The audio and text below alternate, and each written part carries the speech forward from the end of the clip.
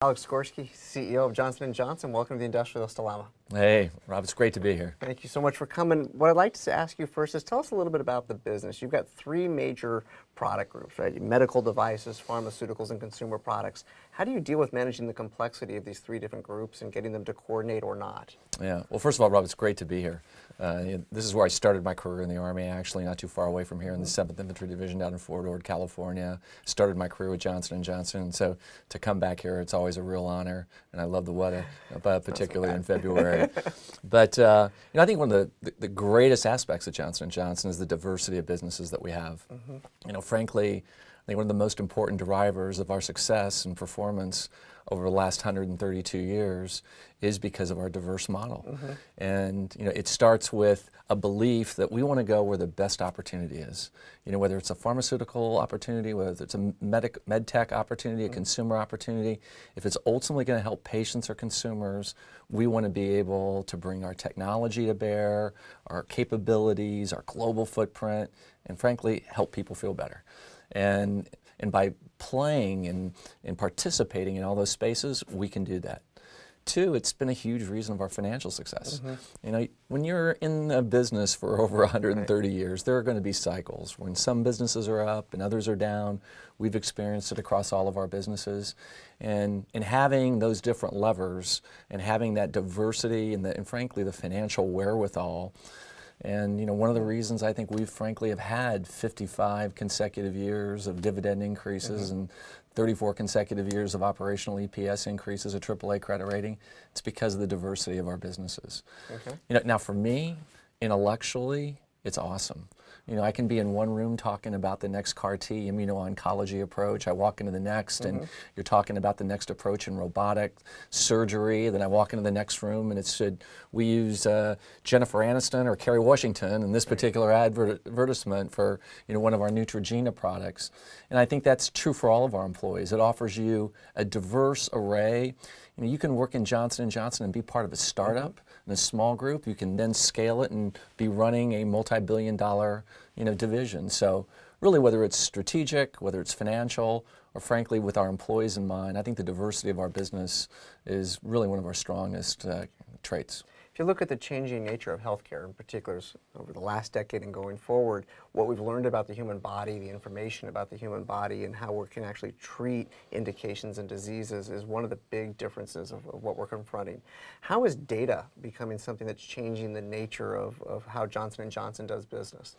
Well, I've got to tell you, I've been in this business for almost 30 years now, and I can't think of a more exciting time to be in this industry because of the explosion that's taking place in science and technology. For someone who was in this industry in the 1990s, when frankly they were criticized for a lot of Me Too, behavioral modification therapies versus life-changing, life-saving therapies, to be in the industry now where literally we're on the cusp of curing things like HIV, like hepatitis C, where you can have a hip procedure like I did a couple of years ago and walk out and be walking with a walker around the recovery floor within a couple of hours is pretty remarkable. And I think a lot of this new technology that we're seeing, again, whether it's science or med tech or consumer, that's being driven by this explosion in digital technology right now. So let me give you a couple of examples. And I think that just this morning I was talking to some of the leaders in our innovation center, and they were talking about some of the new approaches where how can we combine better diagnostics with some of our approaches on oncology, because we know, for example, the tumors that likely all of us have once we reach a certain age, or certain we have anomalous growths taking place and malignancies. Why can't we detect those very early on, just the way that we would, for example, in a cholesterol test, before they've had a chance to multiply and become very invasive? And the way that we can enable that, of course, to understand that one cell or our immune system has responded in a certain way, we can only do that through data. By basically knowing that this particular number of cells has increased, this has decreased, and having the data analytics to understand the genome is all facilitated by big data.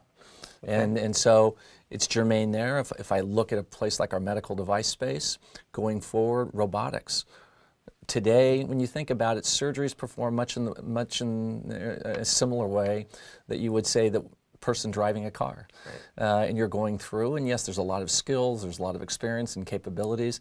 Think how we could improve that if we had more real-time data being provided to that surgeon as he or she was actually maneuvering their way through a particular, type of procedure.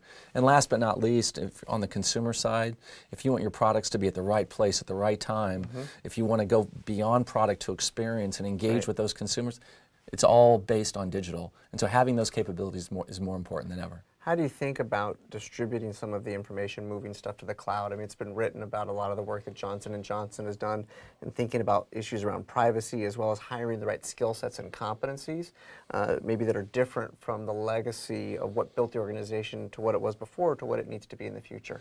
Well, really the only reason we can do all of this is because we have cloud capabilities. And frankly, it gives us the ability to sift, to move, to converge more and more data sets. And when you think about the amount of information that we have, let's just talk, for example, in our pharmaceutical business. How do you pull all that information together that exists about new targets, all the papers that have been published in a particular area, to really understand a particular field? We've got to be able to have the cloud to do that in an effective way. On the back end, once we have a product that goes out, collecting all those safety databases, working with the Epics, the Cerners of the world, the United Healths of the world, the Optums, to pull all that together to see how it's used in real-world settings, literally you can't do it without the cloud. How do we engage with mothers on baby.com, where we can almost predict where they are in the stage with their baby, what they can expect, how we can help them, manage their life, through a very challenging time with a newborn. That's all based upon our ability to pull that data together. So yeah, more and more, not only are we a healthcare company, we're a healthcare technology company. So speaking of which, the last 3 years we've had Ann Wojcicki visit us, the CEO of 23andMe, and I think when you were heading up JJDC, you actually, were part of, led up the investment in her company. What did you see in what they're doing that you thought might be a good way to partner with that organization that could help you be successful for your customers? Well, and great entrepreneur, and I've had the privilege of meeting her, and as you said, when I was directly responsible for Johnson & Johnson Development Corporation, we made that investment. And look, at that time, we felt that there were a couple of major trends that were reflected or really epitomized by 23andMe. The first is the power of the genome, and utilizing the power of the genomes to have a much better fundamental understanding of underlying pathology and disease and biology. How do we bring all that together to get much more targeted, more personalized in our response? That's enabled by the genome. The second was consumerization. Anymore, all the consumer has to do is get online, do a couple of clicks, and they can get a level of information that was only available to a physician, a PhD, or somebody who had studied in a particular field for many, many years, only 10 years ago. And so we saw 23andMe at that time as being a great way to learn. So many of our investments, we really are not looking at them from a financial return point of view, but where can we go and learn? How can we have a seat at the table to be learning about new fields that are emerging that ultimately we know is going to benefit patients, consumers, and Johnson & Johnson? So as you think about partnerships, you've got this large organization with a lot of bright, highly educated people who are experts in their field. Then you have to decide when are you going to do it internally and when are you going to partner externally. How does Johnson & Johnson filter that understanding of what do you need to own and what do you need to partner with? Well, you're right. I'm incredibly lucky. I get to work with about 134,000 other associates that are very smart, committed, hardworking, values-based, and frankly, they're the people who make us who we are. And we couldn't do it without them. But we also know that we can't do everything.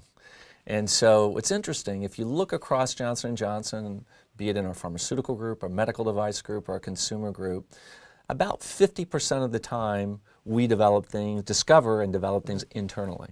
And about 50% of the time we go external. And that's been the case for the last 20, 10, 5 years. And frankly, we're agnostic about the source of the science. We want the best science and technology. And we know, especially in today's world where science, and it's happening in such a ubiquitous manner around the globe that if you're not constantly making connections, building relationships with academic centers, with the venture community, with other startups, you're never going to be at the cutting edge of science. And so what we love to do is spot that early technology externally, that Neutrogena from 25, 30 years ago, Biosense Webster and electrophysiology, or the next compounds such as Darzalex, and find it early on. And then what we can do is we can bring our scientific, our clinical development, our regulatory, our global footprint, our commercial reimbursement skills to bear, and we can take something that may not even be on the market, and we can then create a billion-dollar platform where you're going to reach thousands, perhaps millions of more patients and consumers by being part of Johnson & Johnson. So, Alex, you're approaching your 6th year, and the 6th year being the CEO of the business. If you look forward, Time flies when you're having fun. And you look so young. You are so young. But the next 6 to 10 years, if you look forward, what do you think are the biggest 2 or 3 challenges that it's going to face J&J and the healthcare industry more broadly?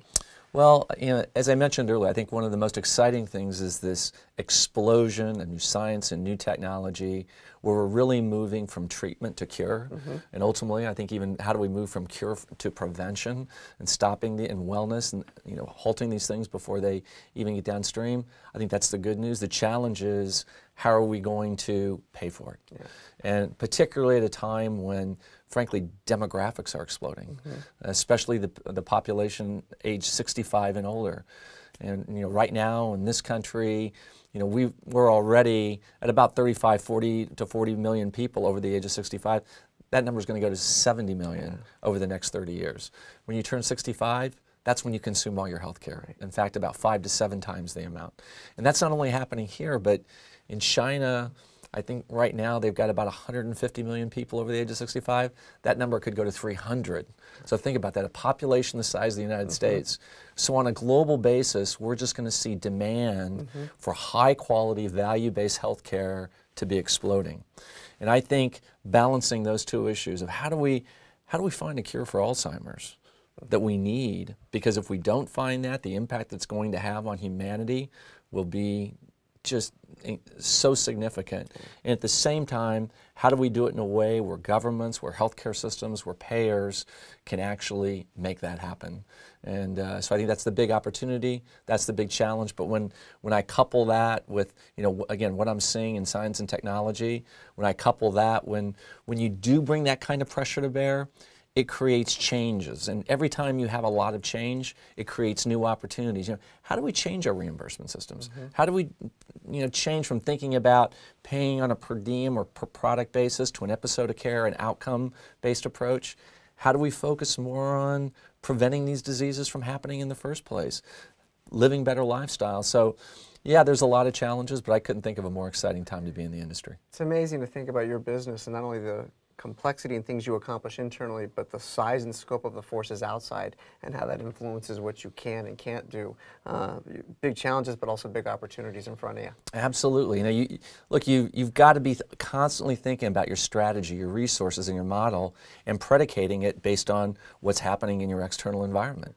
And as your customers evolve, as they make decisions in different ways, as new capabilities get introduced, such as digitization and other things, if you're internally not constantly evolving, then there's no way you can be successful. Alex, thank you so much for coming to Stanford and visiting us and coming to the Industrialist Dilemma. Great to be here. Thank you so much. Cheers. Yeah.